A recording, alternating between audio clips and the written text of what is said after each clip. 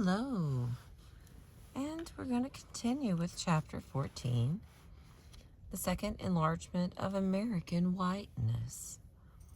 There's a little note at the top that says eugenics, the study or belief in the possibility of improving the human species or a population, especially by discouraging the reproduction of defective peoples. Tempting though it may be to cling to a simple history of whiteness, stretching back through American history, our task here is to reveal the historical record, where we find a far more complex story. Rather than a single enduring definition of whiteness, we find multiple enlargements occurring against a backdrop of the black-white dichotomy.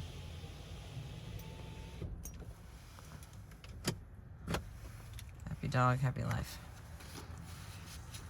Any nation founded by slaveholders finds justification for its class system, and American slavery made the inherent inferiority of black people a foundational belief, which 19th century Americans rarely disputed. Very few believed that people of African descent belonged within the figure of the American. At the same time, Americans rarely excluded Europeans from the classification of white, especially when it came to politics and voting.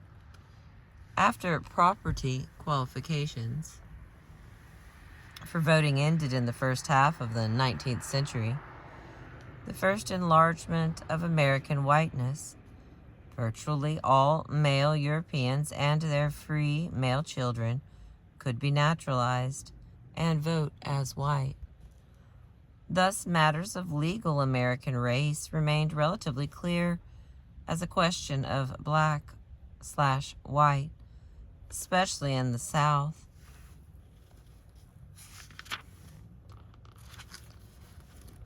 I don't know why that doesn't feel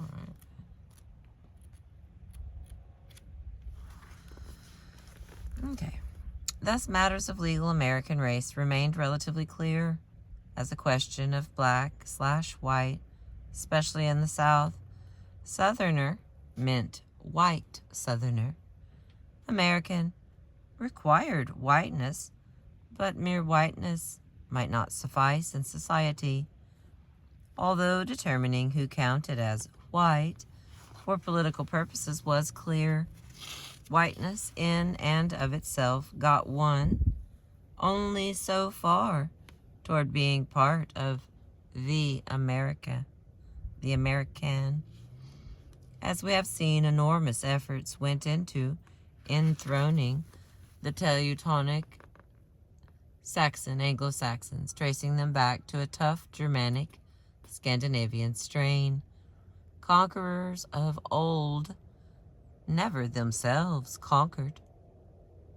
This heroic depiction left out a gaggle of Celts, those millions of French, Irish, and Northern Scots, and their children, who were assumed to lack Saxon blood.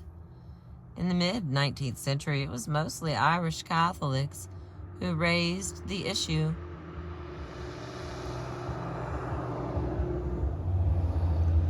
For Ralph Waldo Emerson, they were not deeply, truly Americans, nor were certain Catholic and Jewish Germans. In this sense, Emerson's time was passing. The Civil War offered a huge opening. Hundreds of thousands of immigrants volunteered for military service on both sides. Not surprisingly, the Union Army, about 1/4 of whose personnel came from abroad, benefited from immigrant support more than the Confederacy. Some immigrants were well integrated into heterogeneous Union forces as Irish and Germans scattered throughout a panoply of regiments. In addition, and quite shrewdly, the Union Army organized itself along national lines. Among its 36 Irish units were the New York Fighting 69th, the Irish Zouaves, the Irish Volunteers, and the St. Patrick Brigade. Italians made up the Garibaldi Guards and the Italian Legion.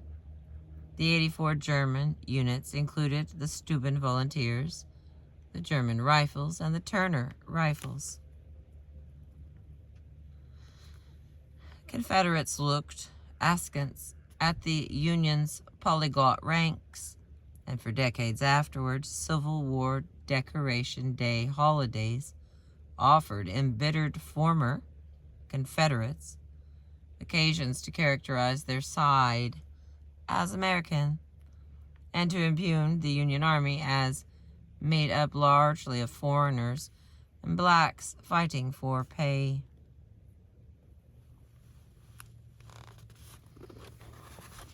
Conversely, former Unionists and most Democrats saw immigrant service as a multicultural victory over know-nothing nativism.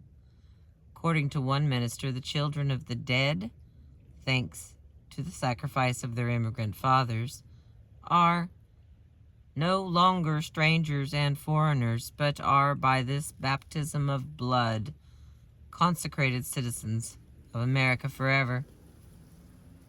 The Union Decoration Day oratory projected the sunny side of wartime immigrant Americanization, helping to usher hundreds of thousands into the white American club.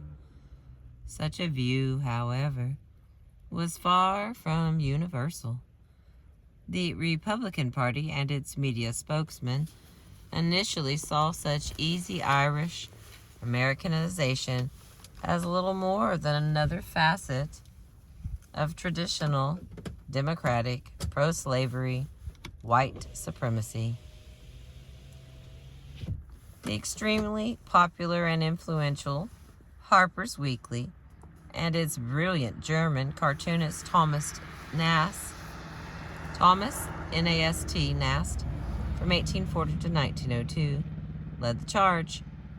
Siding with Southern black Republicans against Northern Irish Democrats, Nast appropriated a caricature long popular in England week after week. He depicted Irishmen as brutal, drunken apes, rioting on St. Patrick's Day, overturning Reconstruction in the South, and cynically crashing their way into American politics as white men by allying with former Confederates and fat cat Northern Democrats. Irishmen were said to be trampling the rights of loyal black Southern defenders of the Union. To Nast, Irish opportunity meant the black man's defeat. Of course, both opportunity and defeat had taught the Irish how politics worked in America. Race, in black and white terms, retained its importance, but race did not matter above all. No women could vote. Consider Nast's 1868 cartoon. Let's see, where's that picture? It's in here. I'll show it to you. Okay, hang on. Before I read this, let me show you the picture. And I'll come backwards. Where am I at? Okay. Can we see that cartoon? If you ask me, it's a really fine drawing, so cartoon means something different in the olden days.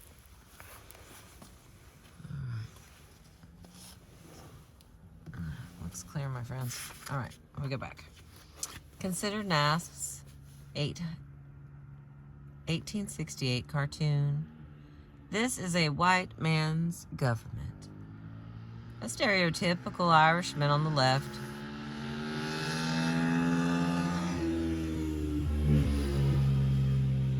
A stereotypical Irishman on the left swears allegiance to the Confederate CSA on his belt buckle.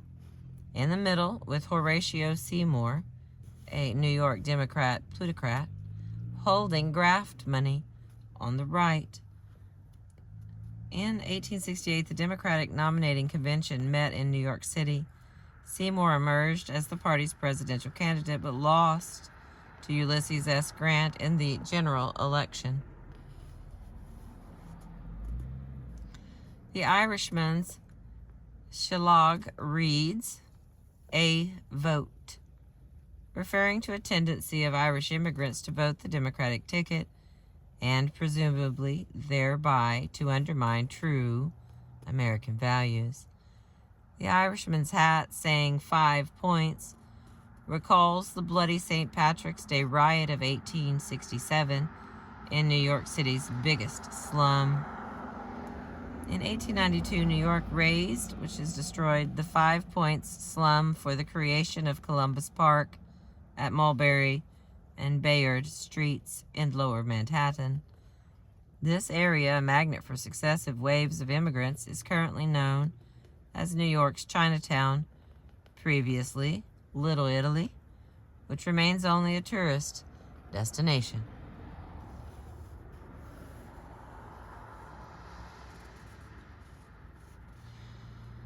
Okay, behind the Irishman, a building in flames, the Colored Orphan Asylum, refers to its destruction by an Irish mob during the deadly 1863 draft riots.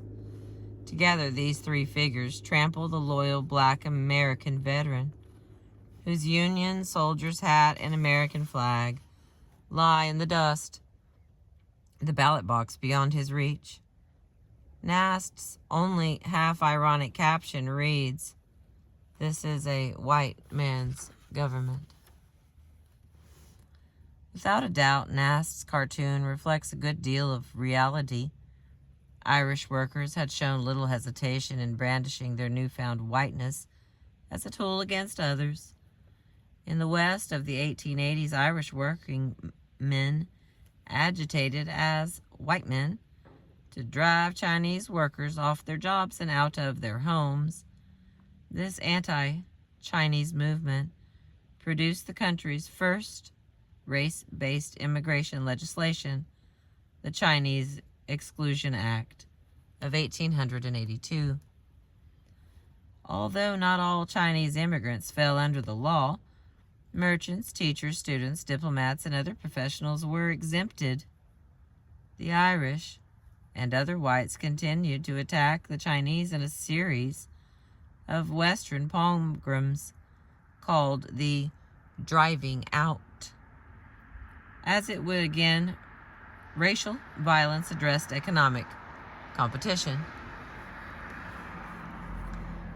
In the 1870s and 1880s, politics began to serve the economic interests of Irish and German immigrants in many walks of American life. The right to vote, for instance, opened a path to employment through government patronage and civil service jobs.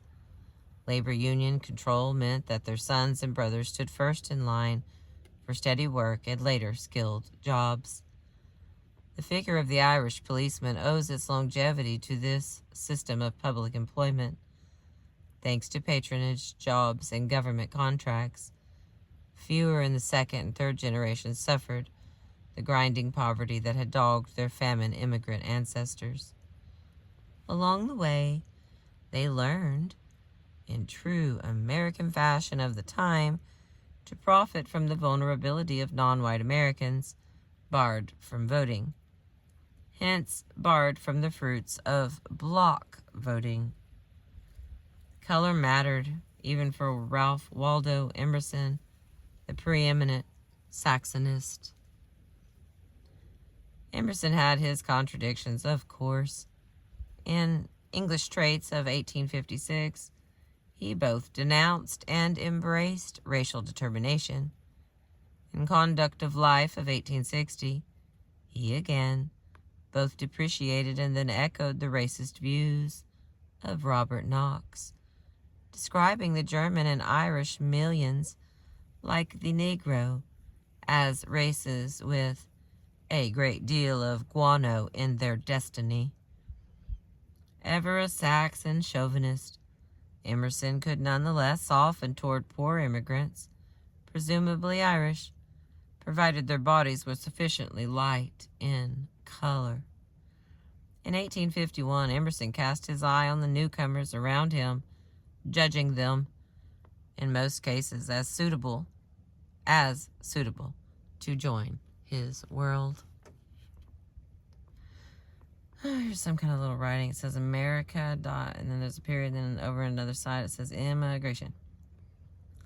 In the distinctions of the genius of the American race, it is to be considered that it is not indiscriminate masses of Europe that are transported, shipped hitherward, but the Atlantic is a sieve through which only, or chiefly, the liberal, adventurous, sensitive, American-loving part of each city, clan, family are brought. It is the light complexion, the blue eyes of Europe that come, the black eyes, the black drop, the Europe of Europe is left. I don't even get that. For Emerson, as for his admirers, it was the blue eyes and the light complexion that conferred on the Irish a real American identity. With the arrival of millions of dark-eyed new immigrants at the turn of the 20th century, his preferences counted ever more heavily. As many immigrants poured into the United States, a new hierarchy was under construction, one placing Anglo-Saxons at the top and the Irish just below, soon to be incorporated into the upper stratum of the Northwest Europeans as Nordics. The newest newcomers, Slavic immigrants from the Austro-Hungarian Empire, Jews from Russia and Poland, and Italians, especially those from south of Rome, had still to be judged and rated. This sorting out took place within a history of older waves of immigration. That sounds slightly different. I rigged this thing up and it's been fighting me. Oh lordy. Okay, come on. Be my friend. Be my friend. Be my friend. Don't fight. I mean, it's slightly different. That's what we got. Back in the mid-19th century, masses of impoverished Catholics had inspired contrasts between old and new immigrants. The Texas founding father, Sam Houston, had contrasted the old immigration of the colonial generation on the one hand and the new mid-century Catholics on the other. Now, at the turn of the 20th century, Catholic Irish and Germans were assuming their place as old immigrants, while the new immigrants from Southern and Eastern Europe were being slotted where Houston's famine Irish had been. In their penury and apparent strangeness, the new immigrants after 1880 made Irish and German immigrants, and especially their more prosperous, better educated descendants, seem acceptably American. Thus occurred the second great enlargement of American whiteness. It came with such reluctance and with so much qualifications and insults that Irish Americans continued to feel excluded and aggrieved. It took a very long time for the realization of acceptance to sink in, for it had begun in the middle of the 19th century and stretched across the lifetimes of a generation and more. The commentary was far more likely to castigate new immigrants than to welcome the old. In the great hue and cry over this new round of immigration, the voice of one New Englander carried farthest. In the 1890s, Francis Amasa Walker, born 1840 through 1897, the most admired American economist and statistician of his time, laid the scientific groundwork by publishing a number of influential articles positing the need to limit the number of immigrants. And then there's a picture of this guy. The son of a professor of economics who also served in the U.S. Congress, Walker graduated from Amherst College in 1860 and rose through Union Army ranks during the Civil War. After studies in Germany, he was appointed director of the U.S. Census of 1870. He directed the census of 1880 while attached to the Sheffield Scientific School of Yale University between 1872 and 1880. In 1881, he became president of the Massachusetts Institute of Technology, and in the following years presided over both the American Statistical Association and the American Economic Association, the AEA. Until the creation of the Nobel Prize in Economics in 1969, the AEA's annual Walker Prize stood as the world's highest honor accorded in economics. Having been born in Boston, moreover, Walker was almost automatically deemed smart, able, and enterprising. Who better than a Bostonian to tell Americans what they needed to know? And Walker had some help. Here's our picture of him.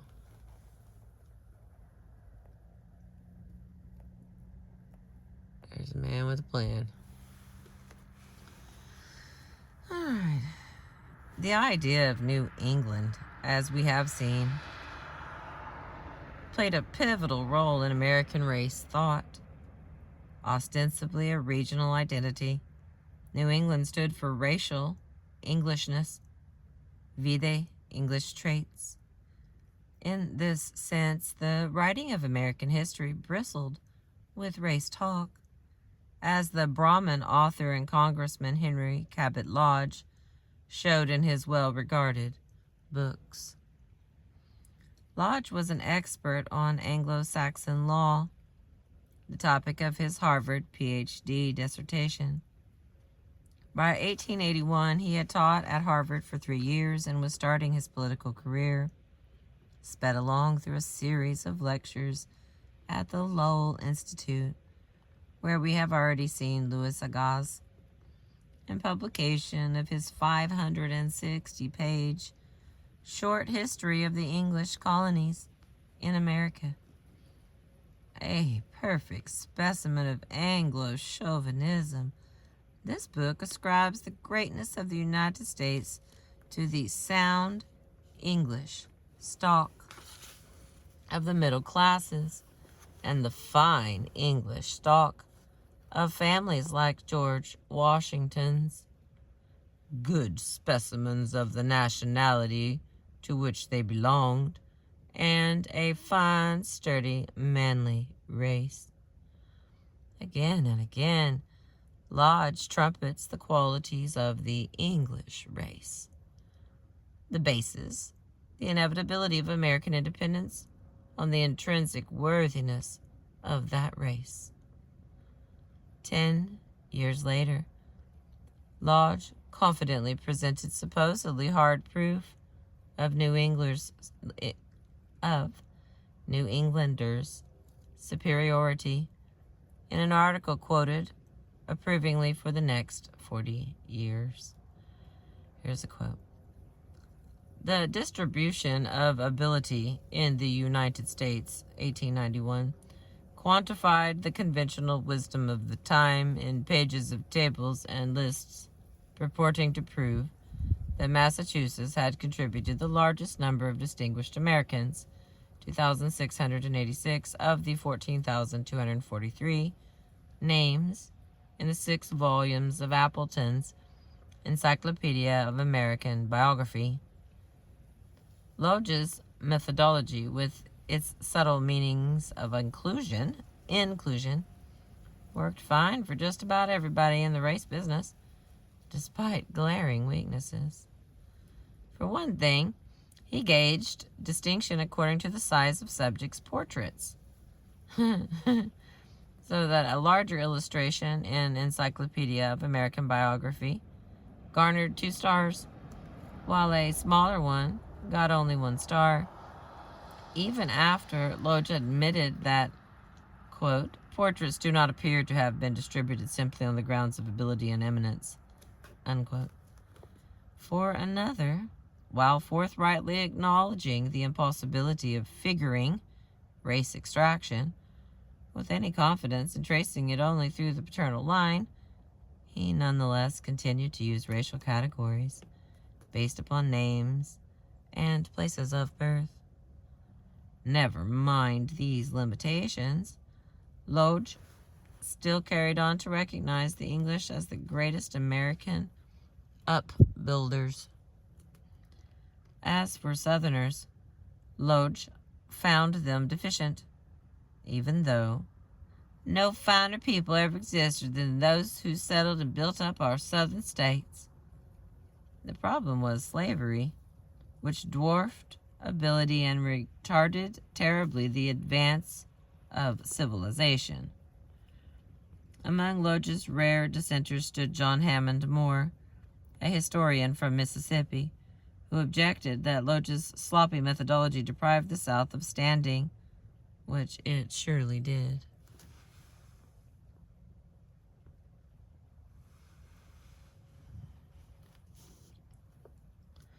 Southerners got shut out of regional greatness, but Lodge's summary, in a crucial gesture of inclusion, reached beyond England to include people who came from other parts of Great Britain and Ireland.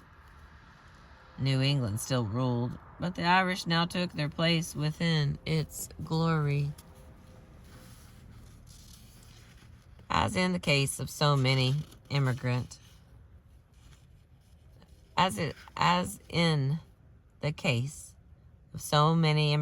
restrictionists, Francis Amasa Walker's New England descent seemed connected to his blood and virility.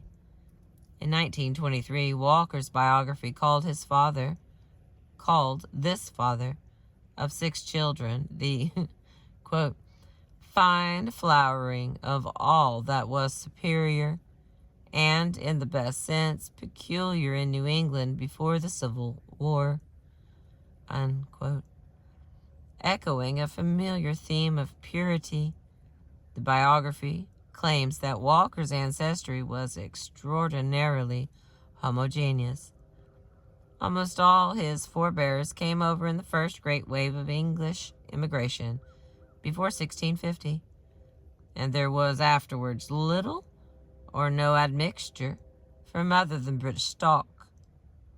New England identity meant smart minds and handsome bodies, the sine qua non of Americanism. But would there be enough of them? The census of 1880 had indicated a decline in the native white American birth rate. Since Walker firmly linked immigration to reproduction, he blamed native white Americans. Decay of reproductive vigor out of the loins of our own people, on the pernicious influence of slovenly foreigners. True, he conceded native white demographic stagnation did owe something to luxurious habits, city life, boarding house habits unfavorable to increase of numbers, and the civil war's toll on native white bodies. Succeeding racists and eugenists thought would consistently echo the baleful effects of city life and war. both enemies of the health of the race. The race would seem to indicate the human race, but its meaning in their contexts often pointed toward only middle and upper-class whites of English descent. Walker's demographic anxieties pertained merely to white Americans. He did not include others as Americans. Describing the American population of 1790, when Indians still lived in the Northeast and 1/5 of the enumerated population descended from Africa, Walker said that, leaving the Africans out of account, it was all of European stock. The terminology of stock, as in better or poorer, evaluated people as creatures whose whole value emerged in metaphors of animal breeding. But never mind, most trouble lay with the monstrous total of 5.25 million of recent foreign arrivals. They posed the threat of racial endangerment. Nativism and its cold-blooded, stock-breeding lexicon increased in volume, as during the 1890s. Walker and others railed ever more stridently against the evils of immigration. Degradation joined stock as a leitmotif. In 1895, 2 articles entitled "The Restriction of Immigration" repeated "degradation and degraded" 6 times, and "ignorant and brutalized peasantry" twice. Loins appeared often, too, euphemistically attached to both Anglo-Saxon and immigrant, as in the loins of beaten men from beaten races, representing the worst failures in the struggle for existence. Phrases destined for greatness. Like Sam Houston, Walker contrasted old and new immigrants, but his chronology betrayed slipperiness between good, which is old pre-Civil War German and Irish, and bad, new immigrants arriving later on. Yes, the immigration problem had first appeared in the 1850s with the degraded peasantry needed to build the railroads and canals. Look, he warned, how the influx has reduced native whites' fertility. Clearly, native-born Americans had begun to shrink from competition with early Irish. Now it was happening all over again, only somehow the old Irish immigrants were becoming Americans and inexorably failing demographically, too. Walker's theory of a demographic driving out survived until its refutation in 1945 in W. Lloyd Warner and Leo Schroll's The Social System of American Ethnic Groups. Wow, it's almost 100 years ago. Without much explanation, Walker admitted the Irish immigrants into the American fold as Northern Europeans. With Americanization came demographic failure, so that the Irish as Americans were, in their turn, shrinking from competition with Italians and no longer reproducing mightily. By this time, the Americanization process had come to a halt. Walker thought the new immigrants, unlike the old ones, had to remain inherently repulsive. In no way could these new hordes evolve like Northern Europeans. They would inevitably degrade American citizenship. For Walker, cheap, easy transatlantic transportation was partly to blame for lowering the caliber of immigrants. In the old days, only the brave and enterprising ventured across the seas. But now, Hungarians, Bohemians, Poles, South Italians, and Russian Jews from every foul and stagnant pool of population in Europe could reach the United States with ease. These vast masses of peasantry, degraded below our utmost conceptions, lacked all the inherited instincts and tendencies of native white Americans. Walker did not hold back.